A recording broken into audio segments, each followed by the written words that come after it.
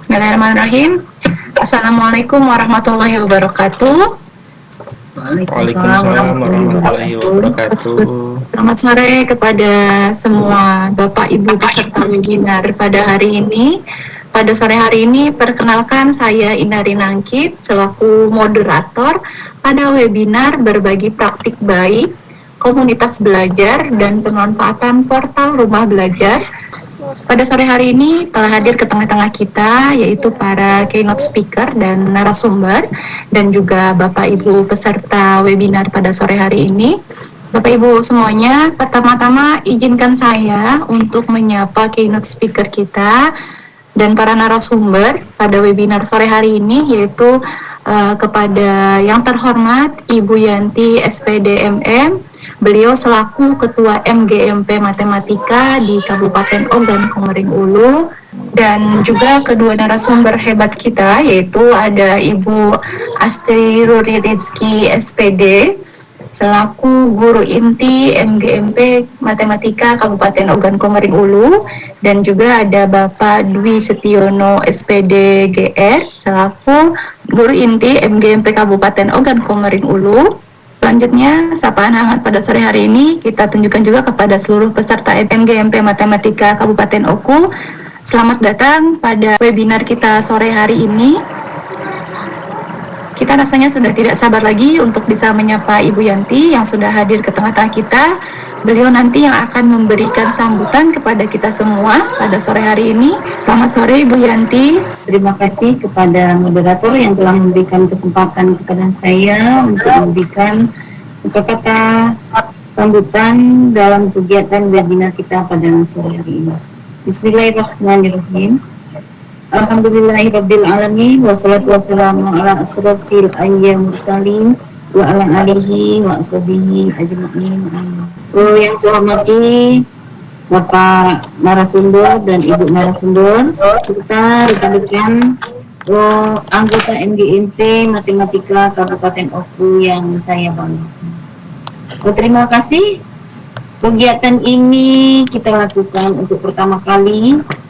Mudah-mudahan kegiatan ini berlanjut sampai terus, tidak berhenti sampai di sini. Jadi kegiatan kita pada hari ini adalah webinar berbagi praktek baik, komunitas belajar, dan pemanfaatan portal rumah belajar. Nah, sekarang kita lihat dulu Bapak Ibu, kita ingat sedikit dulu tentang komunitas belajar. Komunitas belajar itu adalah sekelompok guru yang terdiri dari sekelompok guru, sekelompok tenaga pendidikan, dan tenaga pendidik lainnya yang bergabung dalam suatu wadah. Contohnya saja kita ini bergabung di dalam wadah MGMP Matematika Kabupaten Ogan Komering Ulu. Di sini semua Bapak guru dan Ibu guru itu memiliki semangat yang sama untuk dapat mentransferkan misi transformasi pembelajaran kepada anggota kelompoknya secara rutin. Berarti secara rutin itu berkelanjutan dan tidak berhenti sampai di sini saja. Salah satu tujuan daripada kegiatan ini adalah untuk mengedukasi daripada Bapak Ibu sendiri terhadap informasi-informasi baru yang berkembang, yang dapat kita pelajari, yang dapat kita manfaatkan dalam kegiatan proses belajar mengajar di sekolah kita, terutama untuk diri kita sendiri. Jadi harapan saya di sini kepada anggota MGMP, Bapak Dwi, Ibu Astri, Ibu Vera, dan seluruh anggota MGMP yang ada di Kabupaten Oku ini, diharapkan kita buat suatu rencana misalkan 1 bulan sekali atau 2 bulan sekali kegiatan pertemuan seperti ini, misalkan dalam jangka waktu 6 bulan. Dalam jangka waktu 6 bulan itu diadakan misalkan 6 kali pertemuan atau 12 kali pertemuan. Kita buat jadwalnya betul-betul, waktunya betul-betul kita buat, dan itu dapat kita manfaatkan piagamnya untuk kenaikan pangkat. Karena Bapak Ibu, untuk mengikuti pelatihan yang resmi ke Palembang, ke Jakarta, kemanapun saja, mungkin tidak semua itu terakomodasi, terpenuhi. Jadi inilah salah satu wadah kita untuk dalam pengembangan diri kita supaya kita bisa mendapatkan angka kredit, supaya kita bisa mendapatkan ilmu dan kita sama-sama berbagi di dalam komunitas ini. Nah, jadi kepada bapak-bapak guru bapak guru inti dan semuanya, rancanglah. Saya hanya sekarang cuma bisa mensupport bapak ibu.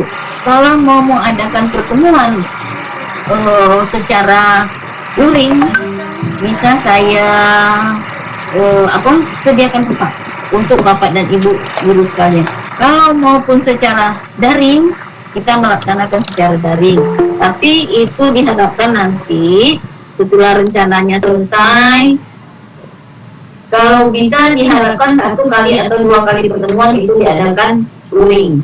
Sisanya boleh kita adakan acara seperti ini atau melalui daring. Jadi harapan saya kepada bapak dan ibu guru hebat supaya bisa berbagi di dalam kelompok ini. Jadi kita sama, kita tidak ada yang pintar, tidak ada yang bodoh, kita sama-sama belajar.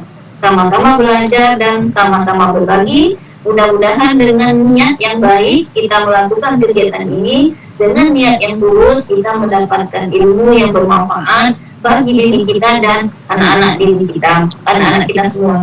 Jadi itulah harapan saya, hanya itu yang dapat saya sampaikan. Wabillahi taufiq wal hidayah. Wassalamualaikum warahmatullahi wabarakatuh. Waalaikumsalam warahmatullahi wabarakatuh. Terima kasih banyak Ibu Yanti sudah memberikan sambutannya kepada kita semua. Harapannya memang kami juga menunggu ya Bu ya, adanya pertemuan seperti ini gitu. Apalagi kalau misalnya sampai 1 sampai 2 kali dalam sebulan, itu dirasa sangat bermanfaat sekali untuk guru-guru matematika di Kabupaten Ogan Komering Ulu. Baik Bapak Ibu, selanjutnya kita akan menyapa para narasumber kita. Yang pertama adalah Ibu Astri Ruli SPD yang akan memaparkan tentang komunitas belajar. Selamat sore Ibu Astri. Halo Mbak Ina dan Bapak Ibu guru semuanya, selamat sore. Ya, Warahmatullahi wabarakatuh. Waalaikumsalam warahmatullahi wabarakatuh. Dipersilakan Ibu Astri untuk memaparkan materinya. Baiklah, Assalamualaikum warahmatullahi wabarakatuh. Waalaikumsalam warahmatullahi wabarakatuh. Selamat sore Bapak Ibu semuanya. Mohon izin, Astri di sini mau sedikit berbagi mengenai peran komunitas belajar dalam implementasi kurikulum Merdeka yang baru saja Astri dapatkan dari kegiatan BIMTEK beberapa waktu yang lalu. Baik Bapak Ibu, yang akan kita sampaikan hari ini adalah peran komunitas belajar. Implementasi kurikulum Merdeka tidak lagi melakukan strategi sosialisasi seperti kurikulum sebelumnya Bapak Ibu. Kalau kurikulum sebelumnya, misal kurikulum 2013, sosialisasinya disampaikan dalam bentuk pelatihan, pendampingan, seperti yang disampaikan oleh Bu Yanti tadi. Strategi implementasi kurikulum Merdeka ini, strategi utamanya adalah melalui komunitas belajar. Mengapa melalui komunitas belajar? Nanti akan kita lihat berbagai macam alasannya mengapa komunitas dipilih sebagai strategi utama. Tapi secara garis besarnya sudah disampaikan oleh Bu Yanti tadi, metode pelatihan, metode pendampingan dan sebagainya itu tidak bisa menyentuh semua guru ya Bapak Ibu ya. Pelatihan itu nanti hanya mengirim beberapa orang saja dan biasanya orangnya kadang itu saja. Dan pengimasannya pun nanti kurang maksimal Bapak Ibu. Sehingga pemerintah terus melakukan refleksi, terus melakukan evaluasi terhadap sosialisasi kurikulum terbaru, sehingga mereka disimpulkanlah untuk implementasi kurikulum Merdeka ini strategi utamanya adalah melalui komunitas belajar. Baik Bapak Ibu, sebelum kita membahas lebih jauh mengenai peran komunitas belajar dalam implementasi kurikulum Merdeka, ada baiknya kita melihat ada satu kutipan ini yang diambil sumbernya dari kegiatan BIMTEK kemarin. bahwa keberhasilan implementasi kurikulum Merdeka itu dipengaruhi antara lain oleh kepemimpinan kepala sekolah serta kesiapan guru ya Bapak Ibu ya. Jadi ini menjadi hal penting. Kepemimpinan kepala sekolah dan kesiapan guru menjadi ujung tombak untuk keberhasilan implementasi kurikulum yang terbaru ini. Baik, selanjutnya apa yang dimaksud dengan komunitas belajar? Tadi sudah disampaikan oleh Bu Yanti, apa itu komunitas belajar? Komunitas itu sendiri adalah sekelompok sosial yang terdiri dari orang-orang yang memiliki ketertarikan yang sama ya Bapak Ibu. Misalnya komunitas bekerja, komunitas mobil, seperti itu. Tapi komunitas belajar itu sendiri adalah sekelompok guru, tenaga pendidikan tenaga pendidik lainnya yang memiliki semangat dan kepedulian yang sama terhadap transformasi pembelajaran. Sudah disampaikan oleh Ibu Yanti tadi. Nah, apa kaitannya dengan implementasi kurikulum Merdeka? Dalam implementasi kurikulum Merdeka ini, komunitas belajar itu bisa menuntun guru untuk dapat mendiskusikan, menyelesaikan dan berbagi praktik baik dalam menghadapi implementasi kurikulum Merdeka. Jadi Bapak Ibu, melalui komunitas belajar ini kita bisa berbagi masalah, bisa bersama-sama mencari solusi, dan bisa bersama-sama membagikan praktik baik kemudian merefleksinya agar bisa diperbaiki di berikutnya. Nah, komunitas belajar dalam implementasi kurikulum Merdeka itu bersifat inklusif ya Bapak Ibu guru. Jadi semua guru bisa bergabung dalam komunitas belajar. Oleh sebab itu, mengapa komunitas belajar menjadi strategi utama? Karena semua guru bisa tersentuh. Mau di desa, mau di kota,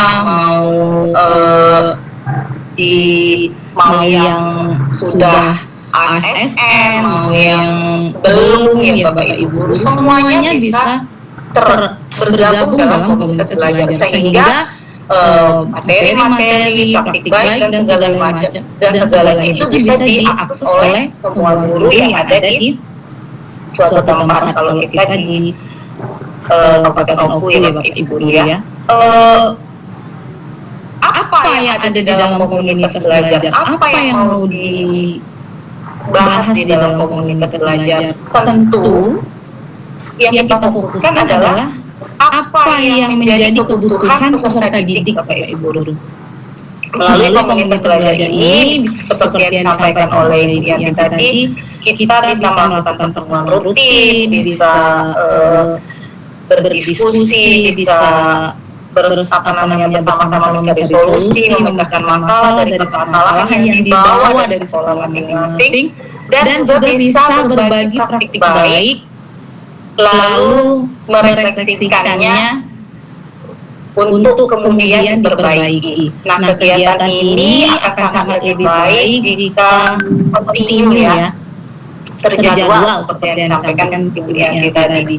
Yang selanjutnya yaitu komunitas belajar daring Bapak Ibu. Melalui platform Merdeka Mengajar itu kita bisa, selain kita bisa mengakses berbagai informasi, berbagai materi, berbagai contoh-contoh praktik baik, kita pun bisa membagikan Bapak Ibu, membagikan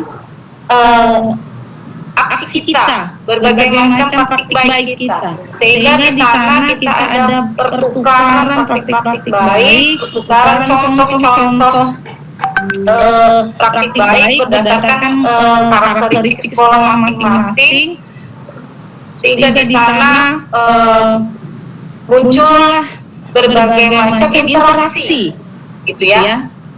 Seperti komunitas belajar kita MBMPI itu bisa didaftarkan di platform, sehingga guru-guru dari daerah lain pun bisa mengakses semua kegiatan kita, bisa berdiskusi dengan kita, bisa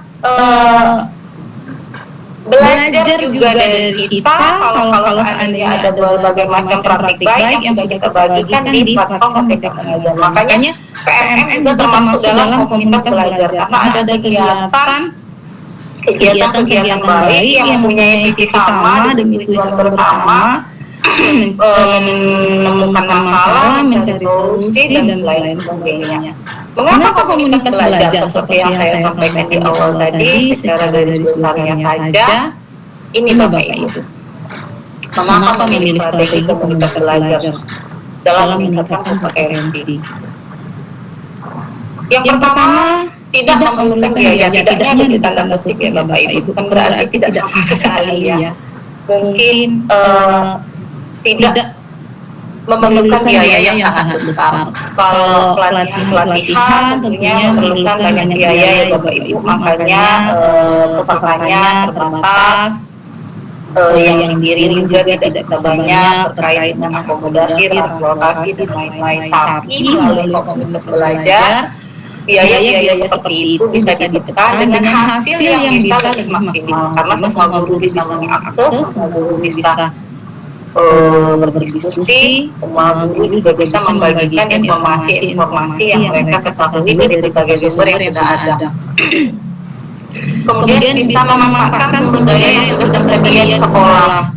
Jadi tidak perlu lagi mencari yang mana sih yang harus ikut pelatihan, yang mana sih yang ini. Tapi semua sumber daya yang ada di sekolah itu semuanya bisa belajar, semuanya bisa berbagi. Sama tidak jauh berbeda dengan poin kedua tadi, semua guru dapat mengikuti profesional learning atau komunitas belajar. Semua guru berhak, semua guru bisa bergabung. Lalu kita menemukan kebersamaan, rasa kepemilikan guru terhadap keseluruhan murid di sekolah. Adanya masalah membuat kita bersama-sama mencari solusi, membuat kita merasa bahwa kita bersama-sama untuk mencari jalan keluar atas berbagai masalah yang ada di sekolah ya. Yang kelima yaitu guru merupakan ahlinya dari pembelajarannya masing-masing. Jadi tidak perlu lagi mencari siapa yang paling ahli. Semua guru mata pelajaran itu dia ahli dalam bidang itu. Kalau para ahlinya sudah berkumpul, Bapak Ibu, saya yakin setiap permasalahan pasti akan bisa didiskusikan untuk mencari solusinya. Yang selanjutnya yaitu job embedded learning, sehingga guru bisa sekaligus meningkatkan praktik baik dan terus berkesinambungan, jadi sekaligus bisa meningkatkan kompetensi diri ya Bapak Ibu melalui kegiatan-kegiatan komunitas yang pada akhirnya nanti mungkin juga bisa menghasilkan sertifikat yang bisa berguna untuk ya Bapak Ibu ya. Yang selanjutnya yaitu bisa menumbuhkan kemandirian guru dalam belajar untuk menjadi pembelajar sepanjang hayat. Ini sudah menjadi kewajiban kita untuk terus belajar di mana saja dan kapan saja, apalagi sekarang akses belajar itu sudah sangat banyak sekali. Jadi komunitas belajar itu bisa menjadi wadah kita untuk terus-terusan belajar dan menggali informasi. Seperti apa komunitas belajar yang berpusat pada pembelajaran Islam. Jadi komunitas belajar ujung-ujungnya memang tujuannya apa yang mau kita lakukan terhadap peserta didik ya Bapak Ibu ya. Ini komunitas belajar mau bahas apa sih? Jadi seperti yang ada sudah ada di layar Bapak Ibu, tentang apa sih yang mau kita lakukan terkait dengan implementasi kurikulum Merdeka ini. Di komunitas kita diharapkan mencari tahu dulu atau menggali informasi tentang target. Apa yang harus siswa harus belajar apa? Kalau sekarang bisa dilihat di CP ya Bapak Ibu ya. Kemudian kita melakukan pemetaan tujuan pembelajarannya, alur tujuan pembelajarannya, kemudian membuat modul ajarnya yang berpusat pada siswa karena tujuan akhir kita adalah tercapainya tujuan pembelajaran terhadap siswa. Lalu kita harus mengetahui bagaimana cara siswa dalam menyerap pembelajaran itu. Apakah mereka berhasil ataukah mereka belum berhasil? Tentu kita harus menyiapkan berbagai macam asesmen ya. Kalau di kurikulum Merdeka itu sekarang terdapat 3 jenis asesmen ya Pak Ibu, yaitu asesmen diagnostik ya, asesmen sumatif dan asesmen formatif. Sebenarnya tidak jauh berbeda dengan kurikulum yang lalu. Ya, Bu. Tidak jauh berbeda. Lalu kemudian kita bisa mengecek pemahamannya lalu dan menganalisis hasilnya. Kemudian setelah melakukan asesmen, apa yang harus kita lakukan jika mereka sudah berhasil dan apa yang harus kita lakukan jika mereka belum berhasil. Masih sama Bu seperti kemarin. Apakah kita harus melakukan pengayaan? Apakah kita harus mengelompokkan siswa-siswa ini?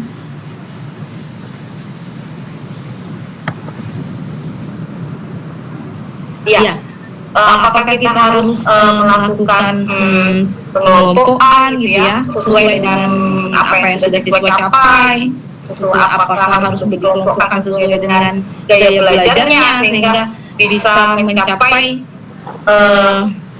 yang lebih baik lagi. Dan jika dia belum berhasil, kita juga harus melakukan tindak lanjut seperti sebelumnya kita mengadakan remedial atau bisa juga kita lakukan diferensiasi pembelajarannya, mengelompokkan siswa sesuai dengan karakteristiknya, profilnya, siap belajarnya.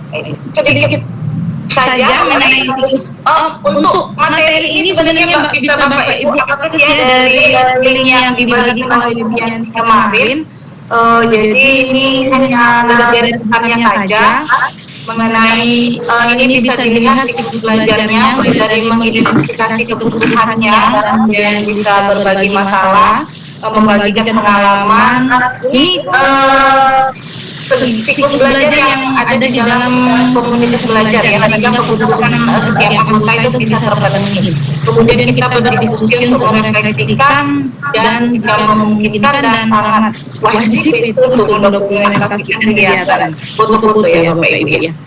Itu komunitas belajar itu ada di PMM ya Bapak Ibu, dibuka saja itu komunitas, Bapak Ibu bisa mengikuti berbagai komunitas yang ada di sana, bisa juga bergabung ke grup sosial media mereka, jadi bisa ada diskusi di sana, juga bisa mengikuti berbagai webinar yang diadakan oleh komunitas tersebut. Semoga nanti komunitas kita juga bisa bergabung di PMM ya Bu Yanti ya, webinar-webinar yang bisa melibatkan Bapak Ibu guru lain di luar dari komunitas kita.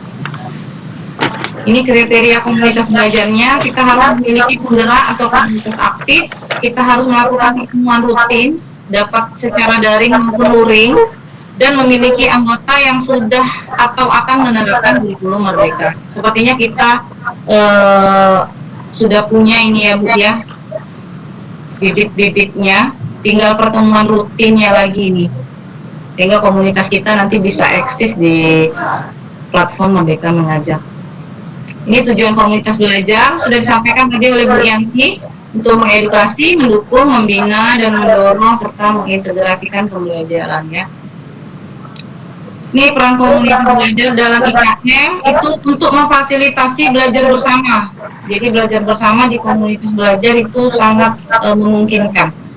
Juga memfasilitasi untuk berbagi praktik baik Bapak Ibu. Paling enak berbagi praktik baik di komunitas belajar itu karena kita satu rumpun ya, satu mata pelajaran, jadi punya satu visi, punya satu masalah, dan dengan berbagai macam masukan bisa mencari solusi untuk perbaikan berikutnya. Lalu memfasilitasi kolaborasi untuk pengembangan perangkat ajar seperti yang sudah dilakukan oleh MGMP Matematika beberapa waktu lalu, melakukan pembuatan terkait dengan kurikulum Merdeka. Lalu memfasilitasi refleksi pembelajaran rekan sejawat. Kita bisa merefleksi pembelajaran rekan lalu sama-sama memperbaikinya. Itu dalam IKM yang itu. Nah, bagaimana strategi mendorong guru belajar bersama? Mendorong guru belajar bersama bukan perkara mudah, Bapak Ibu. tentu tidak bisa terjadi dengan sendirinya. Perlu dukungan, perlu dorongan, perlu tempat untuk berkonsultasi, dan perlu pengorganisasian agar kegiatan belajar bersama guru itu bisa berjalan dengan baik. Lalu ini menjadi tugas siapa? Jeng jeng jeng jeng. Apakah hanya tugas guru saja, Bapak Ibu? Nah, peran kepala sekolah sangat penting dalam mendukung guru untuk belajar bersama, baik itu di dalam komunitas di dalam sekolah maupun komunitas di luar sekolah. Bapak Ibu guru untuk belajar bersama di dalam sekolah tentu membutuhkan peran kepala sekolah sebagai leader, sebagai pemimpin, sebagai pensupport ya, agar kegiatan seperti ini berjalan dengan baik. Pun dengan komunitas belajar di luar sekolah, membutuhkan support dari Bapak Ibu kepala sekolah terhadap kegiatan-kegiatan guru di komunitas belajarnya yang harus dilakukan di luar sekolah, sehingga peran kepala sekolah sangat penting untuk terlaksananya kegiatan belajar bersama guru dalam komunitas belajarnya. Ini berdasarkan hasil riset, pendapat guru itu 80% para guru berharap kepala sekolah mendorong guru bisa untuk belajar. Jadi support itu menjadi nomor satu ya. Super kepala sekolah itu menjadi sangat penting untuk kita bisa belajar ya Bapak Ibu ya.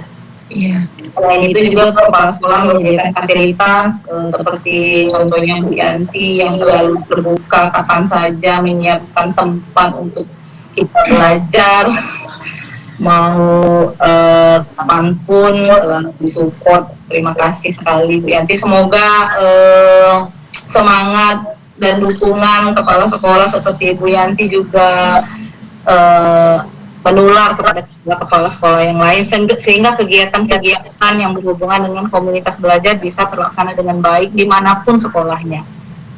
Amin ya Rabbal Alamin. Baik, itu tadi Bapak Ibu guru ya. Saya tutup dengan pantun sedikit sebelum saya kembalikan kepada moderator. Pantun pula. Cendrawasih Miriam, konon hinggap berpasang-pasangan. Terima kasih atas perhatian. Mohon maaf sekali Bapak Ibu ya jika terdapat kekurangan. Saya akhiri dengan Assalamualaikum warahmatullahi wabarakatuh. Ya. Baik, terima kasih Ibu Astri Luri, sangat bermanfaat sekali untuk materinya. Yang selanjutnya kita akan langsung kepada narasumber kita yang kedua, yaitu Bapak Dwi Setiono SPD GR, peserta pembatik level 4 tahun 2022 ya Pak ya. Selamat Pak, sudah masuk ke pembatik level 4 2022. Silahkan ke Bapak Dwi, dipersilahkan Pak untuk pemaparan materinya. Oke, terima kasih. Assalamualaikum warahmatullahi wabarakatuh. Waalaikumsalam warahmatullahi wabarakatuh. Oke, selamat sore rekan-rekan guru matematika di MGMP Matematika Kabupaten Ogan Komering Ulu. Alhamdulillah puji syukur pada sore hari ini kita bisa bertemu bertatap maya setelah sekian purnama ya kita nggak berjumpa gitu ya. Akhirnya kita diberi kesempatan untuk sama-sama belajar meskipun dalam ruang maya gitu. Ini sebagai sebuah catatan juga Bapak Ibu bahwa dari waktu ke waktu teknologi itu akan selalu berkembang gitu, dan kita sebagai guru yang tugasnya adalah mempersiapkan peserta didik untuk hidup di zaman mereka, artinya di zaman sekarang. Mau tidak mau kita harus juga mengikuti perkembangan teknologi seperti sekarang ini. Baiklah, pada kesempatan sore hari ini saya akan berbagi praktik baik mengenai pembelajaran terintegrasi TIK model Flip Classroom bersama platform Merdeka Mengajar dan portal rumah belajar untuk semua. Dan ini disingkat LaTeX bermutu gitu. Tahun 2022 ini saya menjadi pengajar praktik program pendidikan guru penggerak angkatan 5 dan saya menjadi sahabat rumah belajar dan pembatik level 4 tahun 2022 gitu. Itu profil terbaru saya. Agenda kita pada sore hari ini yang pertama adalah pra pembelajaran. Kemudian yang kedua nanti kita akan membahas tentang perencanaan pembelajaran. Yang ketiga, pelaksanaan pembelajaran, dan yang keempat adalah hasil pembelajaran. Pada kegiatan pra pembelajaran, Bapak Ibu, seperti yang sudah disampaikan oleh Bu Astri tadi, bahwa pemerintah sudah meluncurkan platform Merdeka Mengajar. Nah, pendidik dapat memanfaatkan platform Merdeka Mengajar ini untuk lebih mendalami prinsip kurikulum Merdeka serta mencari informasi pembelajaran dari aksi nyata praktik baik dari rekan guru. Jadi banyak sekali fitur-fitur yang ada di PMM, platform Merdeka Mengajar. Sudahkah Bapak Ibu menginstal platform Merdeka Mengajar? Coba diketik di kolom komentar. Sudah, banyak yang sudah ya Bapak Ibu ya. Kemudian apa yang Bapak Ibu pelajari di platform Merdeka Belajar? Bu Vera, pelatihan mandiri. Bu Yanti tentang kurikulum Merdeka. Jadi pada platform Merdeka Mengajar, ini guru-guru itu bisa memanfaatkan untuk mencari inspirasi bagaimana mengajar yang berpihak kepada siswa kalau kita kaitkan dengan kurikulum Merdeka gitu. Kemudian yang kedua, para guru bisa memanfaatkan platform Merdeka Mengajar untuk belajar bagaimana untuk pengimplementasian kurikulum Merdeka di sekolahan itu bagaimana gitu, dan di situ ada banyak sekali modul-modul ajar yang sudah disiapkan di situ. Kita bisa belajar apa itu TP, apa itu ATP kayak gitu. Dan di platform Merdeka Mengajar juga kita juga bisa berkarya, berbagi praktik baik, bagaimana penerapan pembelajaran yang berpihak pada siswa, bagaimana penerapan kurikulum Merdeka di sekolah masing-masing. Nah, pada praktik baik yang saya lakukan, langkah yang pertama adalah saya mencari inspirasi bagaimana mendidik atau mengajar dengan berpihak kepada siswa yang sesuai dengan perkembangan zaman. Pada PMM ini kita bisa belajar kurikulum Merdeka secara mandiri. Ada pelatihan mandiri, ada video inspirasi, dan lain sebagainya. Kalau saya kemarin sudah menyelesaikan di Merdeka Belajar yang di sini, dan kurikulum Merdeka. Ada dua ini sudah sampai aksi nyata, kemudian tinggal menunggu sertifikat gitu. Kemudian Bapak Ibu setelah mendapatkan inspirasi dari platform Merdeka Mengajar, langkah kedua adalah merencanakan pembelajaran. Jadi pembelajaran yang saya rencanakan adalah mata pelajaran matematika kelas 8, materi persamaan garis lurus atau kemiringan ya, dalam sub materinya adalah gradien. Model pembelajarannya adalah Flip Classroom, media yang digunakan portal rumah belajar, yang satu adalah sumber belajar, yang kedua laboratorium maya. Kemudian format RPP yang saya gunakan adalah RPP 1 lembar, di mana pada RPP tersebut menurut peraturan regulasi yang terbaru ini, pada RPP itu minimal tertera 3 komponen. Yang pertama adalah tujuan pembelajaran, yang kedua proses atau pelaksanaan pembelajaran, yang ketiga adalah asesmen pembelajaran. Kemudian Bapak Ibu mungkin bertanya-tanya, apa sih Flip Classroom itu kayak gitu. Nah, jadi model Flip Classroom ini adalah model pembelajaran di mana kita membalik keadaan yang dulu banyak aktivitas yang dikerjakan di sekolah, kita balik aktivitasnya dikerjakan di rumah. Kemudian kebalikan lagi, aktivitas-aktivitas yang biasanya dilakukan di rumah itu akan kita laksanakan di kelas kayak gitu. Jadi sintaknya adalah yang pertama, sebelum kegiatan pembelajaran, kalau dalam model konvensional biasanya kita kan memberi materi di pertemuan di kelas gitu ya, di awal gitu. Nah, pada Flip Classroom ini sebelum kegiatan pembelajaran kita sudah menginformasikan materi apa yang akan kita pelajari pada hari ke depan kayak gitu ya, sesuai jadwal. Kemudian siswa ini sudah belajar sendiri di rumah, sudah diinstruksikan untuk belajar di rumah. Di mana di sini mereka bisa belajar sesuai dengan kecepatan belajar masing-masing atau dengan cara belajar, gaya belajar yang mereka miliki satu persatu kayak gitu.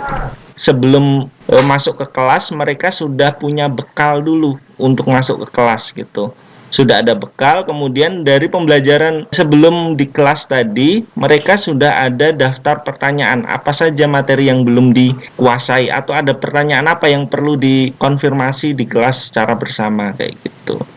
Kemudian yang terakhir adalah tindak lanjut, jadi ada penilaian, kemudian ada penugasan, pemahaman, ataupun penerapan dalam kehidupan sehari-hari. Pada perencanaan pembelajaran tersebut, saya merencanakan menggunakan portal rumah belajar.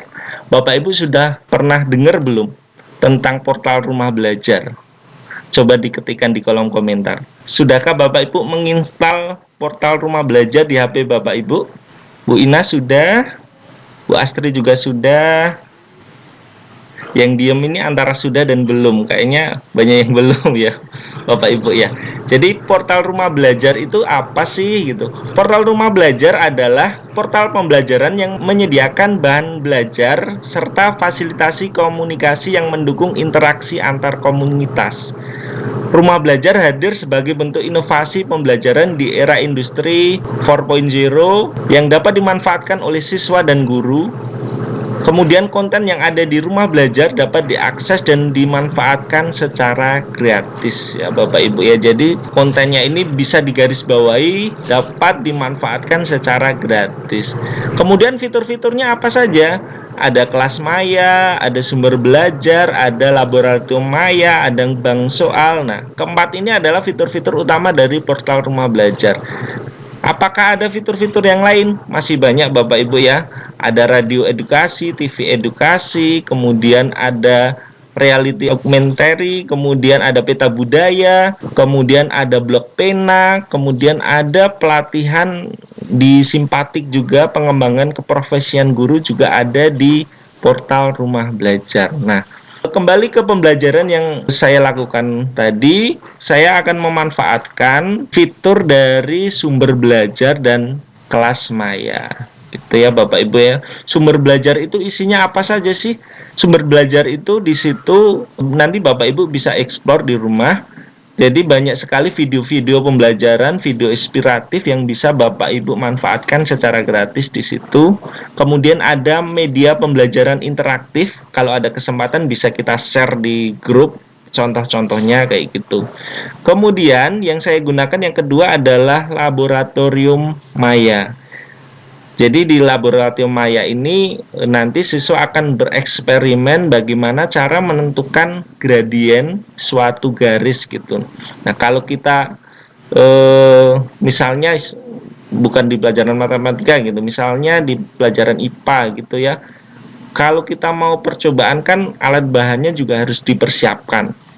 Kemudian ketika kita mencampur bahannya pun ada resiko, ada keselamatan di situ, terjamin atau tidak gitu. Nah, dengan adanya laboratorium maya tadi, siswa dapat bereksperimen secara virtual gitu. Kalau kita kaitkan dengan matematika dan pembelajaran ini, nanti siswa akan bereksperimen bagaimana menentukan gradien suatu garis dengan memanfaatkan laboratorium maya. Pelaksanaan pembelajarannya seperti apa gitu. Pada tahap pertama, Bapak Ibu, sebelum kegiatan pembelajaran di kelas, langkah pertama yang saya lakukan adalah saya mengirimkan bahan-bahan pembelajaran yang levelnya level pengetahuan ya Bapak Ibu ya.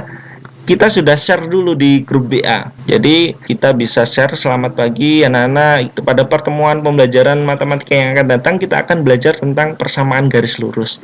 Sebelum kegiatan pembelajaran kelas dimulai, silakan dipelajari dan dipahami materi dari sumber belajar portal rumah belajar di bawah ini. Jadi kita kirimkan linknya melalui HP gitu. Kemudian siswa dapat belajar secara mandiri di rumah.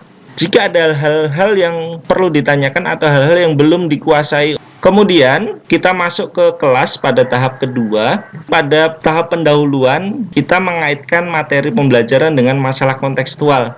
Jadi karena anak-anak belajar tentang gradien, kemiringan garis, kemudian kita kaitkan dengan permasalahan kontekstual.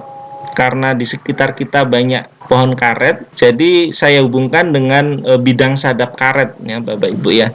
Jadi bidang sadap karet itu berbentuk garis lurus kayak gitu. Nah, siswa nanti diminta untuk mencari kemiringan bidang sadap yang terbaik kayak gitu. Kemudian pada kegiatan inti, peserta didik akan berdiskusi secara berkelompok untuk mengerjakan LKPD. Nah, di sini nanti para siswa atau peserta didik dapat memanfaatkan laboratorium maya untuk menghitung gradien garis.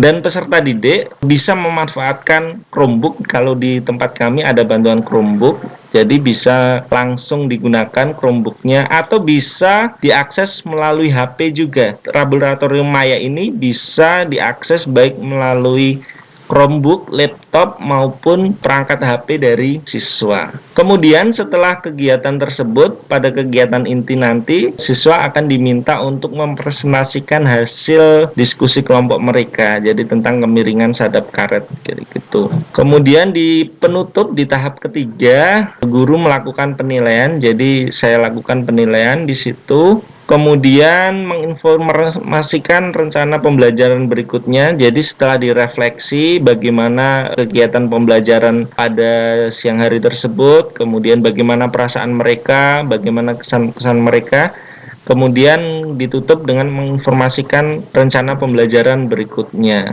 Kemudian hasil pembelajarannya, Bapak Ibu, dari 25 siswa kelas 8, ada 2 siswa yang dapat 50, 2 siswa dapat 60, kemudian 6 siswa dapat nilai 70, ada 10 siswa yang dapat 80, kemudian 3 siswa dapat nilai 90 dan 2 siswa dapat nilai 100. Kalau kita analisis berdasarkan KKM 70, jadi ada 21 siswa atau 84% dari 25 siswa kelas 8 yang tuntas pembelajaran pada submateri gradien persamaan garis lurus. Nah, dari kesimpulannya Bapak Ibu, dari serangkaian kegiatan tersebut maka dapat disimpulkan bahwa pemanfaatan portal rumah belajar dalam hal ini adalah sumber belajar dan laboratorium maya ini dapat meningkatkan minat belajar dan hasil belajar matematika siswa kelas 8 SMP Negeri 46 OKU pada materi persamaan garis lurus dengan submateri kemiringan garis. Mungkin itu saja Bu Ina yang dapat saya sampaikan, kurang lebihnya saya mohon maaf, saya kembalikan ke moderator. Baik, terima kasih Bapak Dwi Setiono, SPDGR, atas pemaparan materinya, praktik baik. Pembelajaran menggunakan Flip Classroom, saya baru mendengar dan baru memang sebelumnya hanya mendengar saja dan sekarang sudah, alhamdulillah, terima kasih Pak, sudah tahu mengenai sintak-sintaknya Flip Classroom itu seperti apa. Ternyata di situ bisa siswa sangat bisa aktif dan pemahamannya itu lebih bagus hasilnya ya Pak ya. Baik Pak Dwi, untuk selanjutnya mungkin kita langsung ke pertanyaan ya Pak ya. Kalau misalnya sesi tanya jawab, baik Bapak Ibu silahkan, ada yang mau bertanya di kolom chat belum ada pertanyaannya. Silahkan kalau misalnya ada yang mau bertanya boleh angkat tangan. Ya kalau belum ada mungkin dari saya dulu ya. Saya mau bertanya aja. Saya mau bertanya sama Bu Astri. Bu Astri, kalau untuk komunitas, tadi kan komunitas yang terkecil itu adalah komunitas sekolah ya. Komunitas sekolah dan presentasinya itu sangat banyak sekali, sangat besar sekali, sekitar 70% yang disampaikan Bu Astri tadi. Komunitas sekolah itu kita bisa daftar melalui PMM ya, melalui PMM itu tuh harus menunggu waktu pembukaannya ya Bu. Terus penggeraknya itu memang harus 2, dan apakah di sana juga harus sudah ada jadwal pertemuan? Apa kalau misalnya masih belum ada jadwal pertemuan gitu, benar-benar masih mentah gitu, masih baru mau dibuat, didaftarkan dulu gitu, apakah bisa seperti itu? Baik, Bu Ina, mengenai komunitas pembelajaran yang bisa didaftarkan di PMM itu sebenarnya kan bentuknya bisa berupa berbagi praktik baik. Jadi mengenai penjadwalan dan lain sebagainya itu kan sifatnya tidak harus secara tertulis ya. Jadi kapanpun sekolah Ibu Ina mengadakan kegiatan-kegiatan yang ada outputnya berupa praktik baik, maka kegiatan tersebut bisa di-upload di komunitas belajar sekolah Bu Ina, dan juga menyiapkan portal untuk berbagi diskusi seperti media sosial ya selain itu. Jadi bisa juga dibagikan di media sosial sehingga yang mengakses pun bisa bertanya. Jadi terdapat forum komunikasinya juga, begitu kurang lebihnya Bu Ina. Oh iya ya.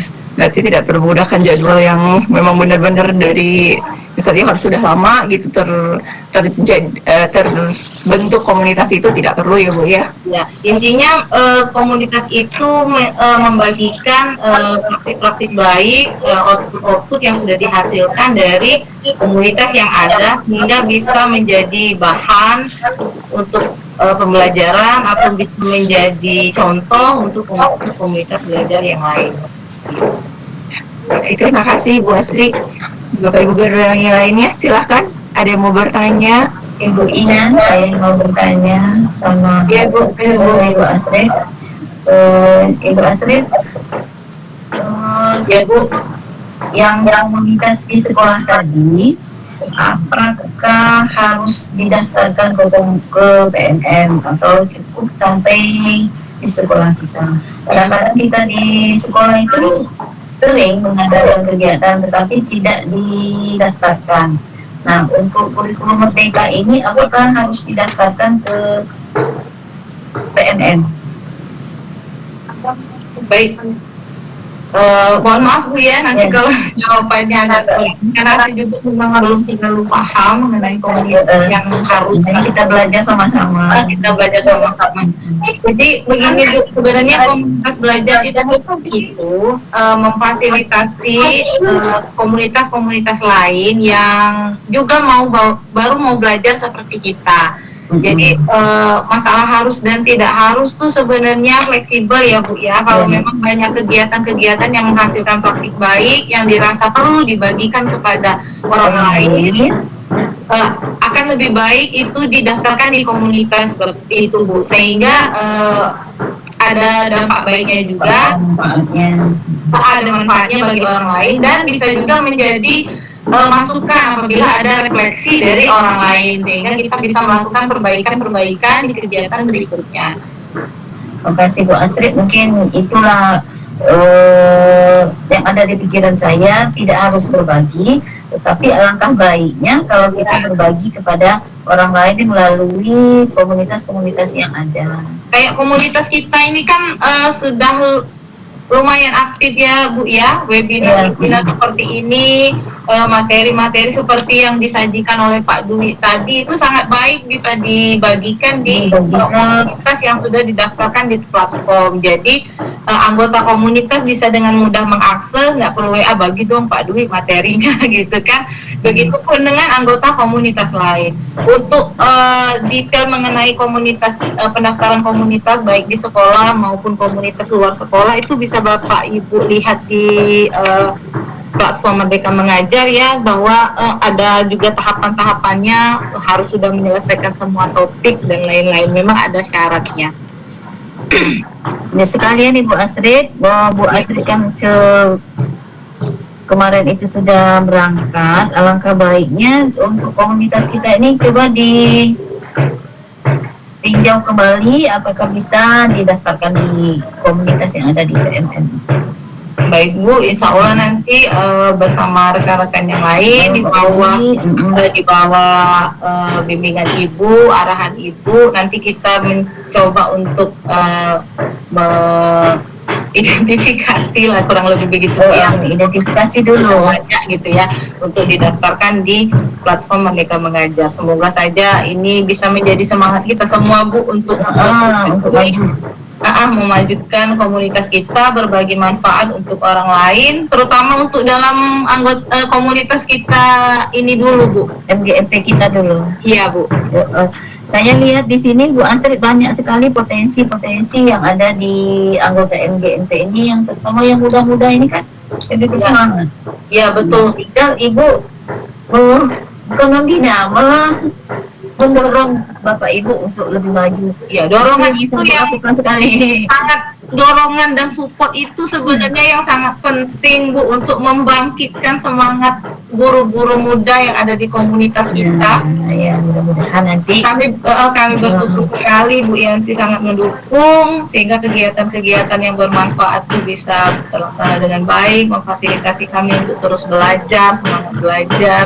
Semoga bisa terus seperti ini ya Bu ya, dan menular ke semuanya. Ya, amin. Mudah-mudahan tambah majulah MGMP kita matematika di Kabupaten.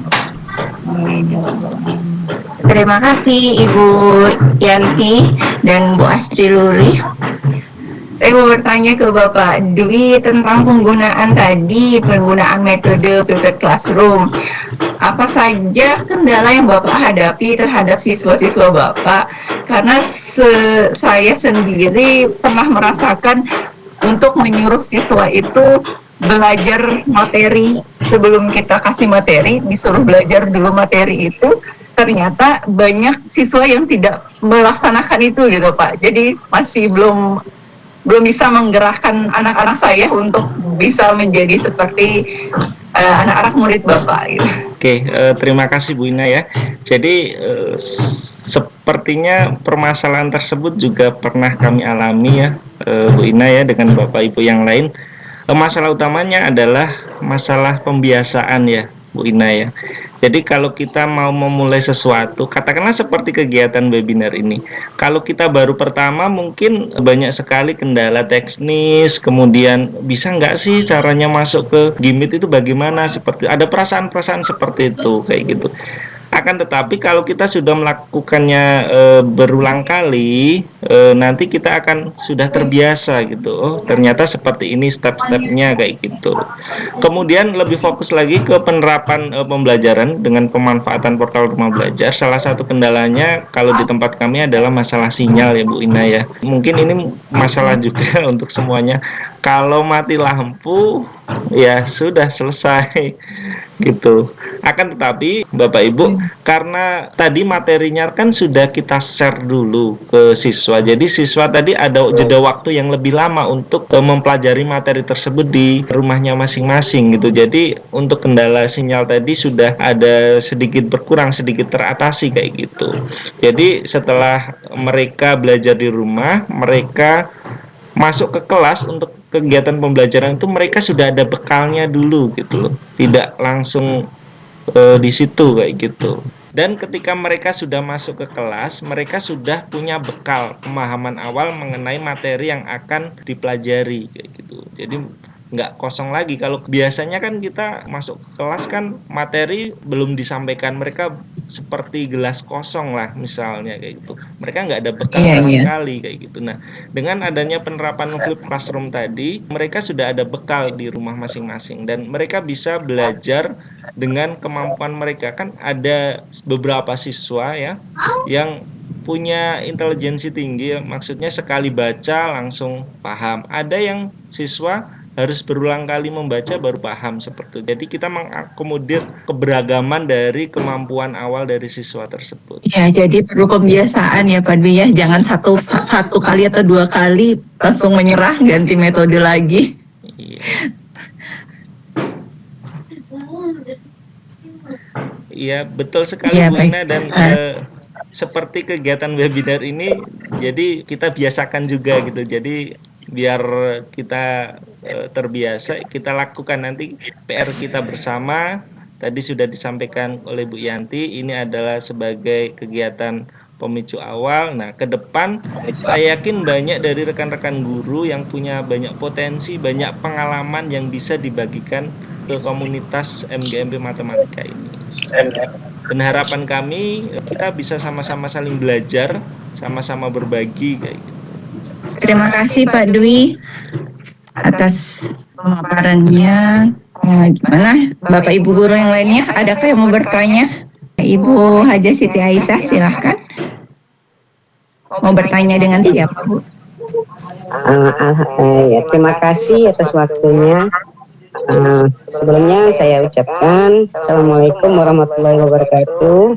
Waalaikumsalam. Ya, jadi hari ini pertemuan kita, webinar kita ini, saya rasa ini sangat-sangat berguna sekali bagi kita ini. Tapi sayangnya sepertinya anggota yang lain ini masih belum mengikuti atau mungkin terkendala dengan pekerjaan lain mungkin ya. Dan saya sarankan juga, kata Ibu Yanti tadi ya, sebaiknya kita sering mengadakan webinar seperti ini. Jadi walaupun kita tidak tatap muka langsung, kita bisa tatap muka secara seperti ini kan. Kalau tatap muka langsung mungkin banyak kendala juga, ada yang jauh dan dari mana. Nah, kalau dengan demikian seperti itu, paling yang terkendala hanya sinyal. Tapi mudah-mudahan bisa diatasi oleh guru masing-masing. Dan saya harapkan ya minimal 1 bulan sekali lah kita mengadakan webinar seperti ini untuk saling sharing, saling berbagi untuk kita semua. Masalahnya di guru matematika di MGMP kita ini banyak sekali guru intinya nih yang berpotensi ya Bu Yanti ya. Sangat banyak sekali. Iya. Jadi apa salahnya kita perdayakan mereka itu seperti Astrid, Ide ini ya, Imron, Pak Dwi, kemudian Vera dan yang lain-lain itu ya. Nah, saya harapkan jadi teman-teman yang lain yang masih muda-muda, silakan kalian sharing, kalian bertanya, jangan malu-malu. Ini kelihatannya sepertinya teman-teman yang baru-baru ini yang mungkin ya malu-malu semua sepertinya. Ada minder sepertinya itu. Jangan mau adik-adik yang seperti yang lain itu. Kalian harus semangat. Kami yang udah tua sama Ibu Yanti saja masih tetap semangat ya Bu Yanti. Iya. Jadi tetap semangat kami ya. Mungkin Tolong, maksud saya tolonglah yang lain, teman-temannya yang lain juga kerjai temannya tuh masuk ke sini nih, jangan sampai. Jadi biar komunitas kita ini semakin besar, semakin bagus, dan kita tunjukkan bahwa memang kita kuat, kita bagus, dan kita mau maju gitu.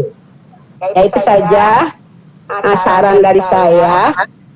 Nah, terima kasih atas waktunya. Assalamualaikum warahmatullahi wabarakatuh. Waalaikumsalam warahmatullahi wabarakatuh. Ya, terima kasih Bu Haja Siti Aisyah. Kami sangat menantikan nanti ya Pak Dwi ya. Bisa 1 bulan 1 kali atau 2 kali untuk mengadakan pertemuan virtual juga seperti ini bisa Pak. Izin Ibu Ina, ini anggota kita kemarin itu berapa Pak? Jadi 42 ya? 40 berapa yang daftar? Di data terakhir Ada banyak, sekitar 47 yang mendaftar, Bu. 47 yang mendaftar. Nah, ini alhamdulillah lebih dari separuh yang ikut pada hari ini kan? Ada 24 ya, 24 peserta.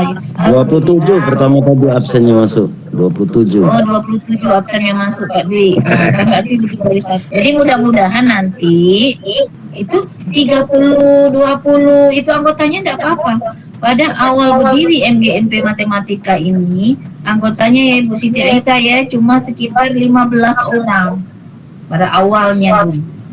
Nah, sudah itu. Iya, betul. Sedikit. Kami merintisnya itu di SMP 13 Bu Yanti ya. Iya. Oh, sedikit sekali itu, beberapa orang saja yang mau. Lama-lama akhirnya ya seperti kita mau datang, mau berbagi. Alhamdulillah menjadi besar ya. Itulah harapan kami ya. Adik-adik sekalian yang malu-malu dalam kegiatan ini. Baik Ibu, terima kasih Ibu. Luar biasa sekali ya Pak, Bapak Ibu peserta webinar pada sore hari ini atas materi yang disampaikan oleh Ibu Asri Luri SPD dan Bapak Dwi Stiono SPD GR. Terima kasih Bapak Ibu semuanya, kita sudah berada di penghujung acara kita. Dari sore tadi pukul 4 sampai jam 6 kurang 15 menit tentang komunitas belajar dan mengenai praktik baik dari yang Pak Dwi sampaikan. Saya akhiri Bapak Ibu pertemuan webinar kita pada sore hari ini. Terima kasih banyak atas kehadiran semuanya. Terima kasih banyak atas SPDMM selaku Ketua Komunitas MGMP Matematika Kabupaten Ogan Komering Ulu. Dan terima kasih kepada para narasumber Bu Asri dan Pak Dwi Stiono. Saya akhiri wabillahi taufiq wal hidayah. Wassalamualaikum warahmatullahi wabarakatuh. Waalaikumsalam warahmatullahi wabarakatuh. Terima kasih ya Bapak Ibu ya.